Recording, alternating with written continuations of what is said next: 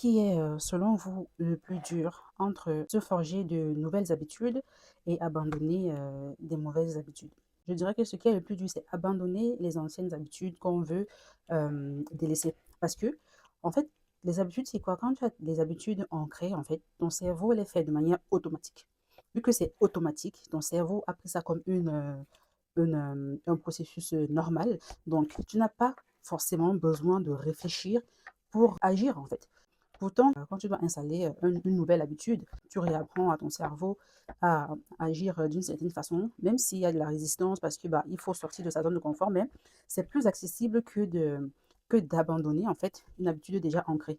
Désinstaller quelque chose que tu as passé des années à faire, c'est compliqué. C'est beaucoup plus compliqué que d'installer, une nouvelle habitude. Donc, en fait, le cerveau fonctionne par boucle automatique. Plus tu répètes une habitude, plus ça devient fort, plus bah, le cerveau crée un circuit automatique. C'est la neuroplasticité en fait. Donc, et le cerveau déteste abandonner un automatisme. Donc, c'est pour ça que c'est plus difficile d'abandonner que d'en créer. Donc, quand tu veux arrêter une ancienne habitude, ton cerveau perçoit ça comme s'il perdait quelque chose. Quoi. Il perd son ami, il n'a pas du tout envie. Donc, il va te combattre. Donc, tu dois créer de nouvelles répétitions, de nouvelles boucles pour pouvoir changer l'habitude que tu as envie de changer. Ce n'est pas facile, mais c'est faisable. Du coup, comment est-ce que tu peux faire pour désinstaller une mauvaise habitude que tu as envie d'abandonner? Je vais donner 5 étapes. La première, il faut identifier le déclencheur. Chaque habitude commence par un déclencheur. Un déclencheur négatif ou un déclencheur positif, peu importe. Ici, je parle d'habitude qu'on veut abandonner, donc forcément négatif. Le déclencheur, ça peut être quoi? Le stress, la fatigue, l'ennui, la solitude, ou même une heure précise, ou même un lieu précis. Franchement, le cerveau, c'est quelque chose de fascinant. Pose-toi la question, quand est-ce que cette habitude se déclenche en fait? Je sais pas, peut-être que tu manges mal, tu as pris l'habitude de manger tard dans la nuit. Tu dois te demander quand est-ce que cette habitude de manger tard dans la nuit a commencé et qu'est-ce qui déclenche ça? Dès quand je me sens mal, quand je me sens stressée, en fait, j'ai pris l'habitude de manger, de manger, de manger, de manger. C'est un exemple parmi tant d'autres. Parce que si tu n'identifies pas le déclencheur, c'est comme si tu vas combattre en fait dans le vide. Le plus important, ce que le cerveau aime surtout, c'est la dopamine qu'il reçoit en fait quand tu fais cette habitude-là. Donc comprendre, en deuxième étape, comprendre la récompense en fait de cette mauvaise habitude. Par exemple, scroller pendant des heures sur TikTok, c'est de la dopamine élevée, mais qui baisse aussi très rapidement. La récompense, c'est quoi? C'est que ton cerveau, bah, il fournit pas d'effort, il a son taux de dopamine élevé facilement sur quelque chose qui ne lui demande pas un grand effort, bah, il aime ça. Pour lui, c'est facile. Il fait pas d'effort, il est tranquille. Ou par exemple, reporter la prière. La récompense de reporter la prière, c'est quoi? C'est tu restes tranquille. Tu es dans ta couette peut-être pour prier le matin.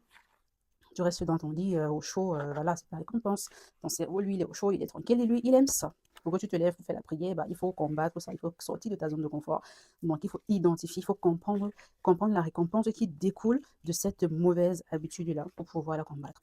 Et en troisième position, je mettrais remplacer la mauvaise habitude, pas la supprimer, parce que la supprimer, c'est un combat un peu perdu d'avance. Donc, il faut remplacer la mauvaise habitude par quelque chose que ton cerveau n'aura pas du mal à assimiler, que ton cerveau ne va pas identifier comme le danger. C'est pour ça que quand tu veux commencer quelque chose, il faut aller pas à pas. Tu veux commencer le sport, il faut aller pas à pas. Tu ne vas pas directement aller t'inscrire en salle de sport pour dire que tu vas aller 5 fois la semaine, tu ne vas jamais y arriver. Commence déjà à la maison avec 10 minutes, même 2 fois la semaine, et ainsi de suite. Après, tu te retrouves à la salle de sport.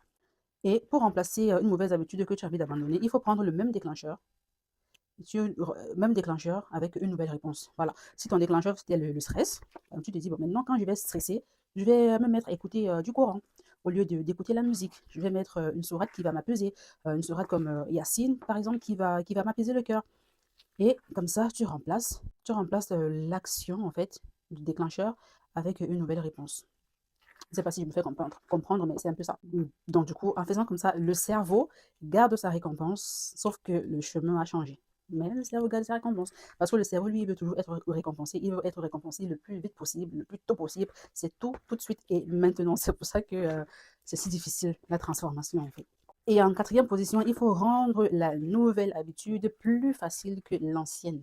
Et pour faire ça, parce que le cerveau aime quand c'est facile, c'est accessible rapidement, pour faire ça, il faut réduire la friction. Par exemple, si tu as l'habitude de scroller quand tu te lèves le matin directement, bah, il faut dormir avec le téléphone loin de toi.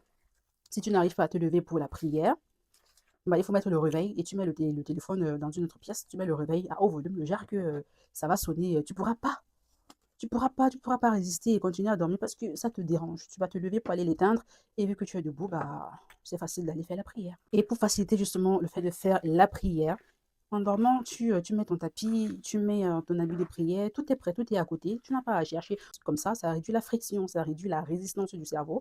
Le chemin est facile d'accès et le cerveau, il est content. Et en cinquième position, et c'est très important, d'accepter les phases de rechute, d'accepter les phases d'inconfort. C'est-à-dire, il faut savoir qu'il y aura les moments où tu vas rechuter, il y aura les moments de frustration, les moments de résistance, tu dois accepter ça et ne pas te juger fort parce que bah, c'est tout à fait normal. Tu es en train de combattre quelque chose que tu as passé des années à faire, ça ne va pas disparaître d'un coup.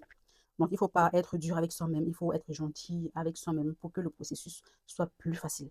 Donc, il faut savoir que les moments de rechute, ce n'est pas parce que tu manques de discipline ou que tu manques de force ou que tu manques de foi, c'est tout simplement que tu es dans une transformation neuronale et tu as juste besoin de répéter le plus possible les actions que tu es en train de faire pour créer de nouveaux circuits neuronaux, de nouveaux boucles automatiques pour ton cerveau, pour que les bonnes habitudes que tu veux rétablir deviennent automatiques pour ton cerveau.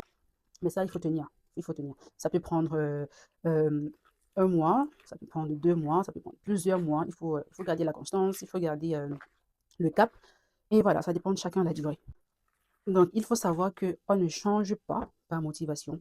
On change vraiment par répétition. Parce que la motivation, ça s'arrête très tôt.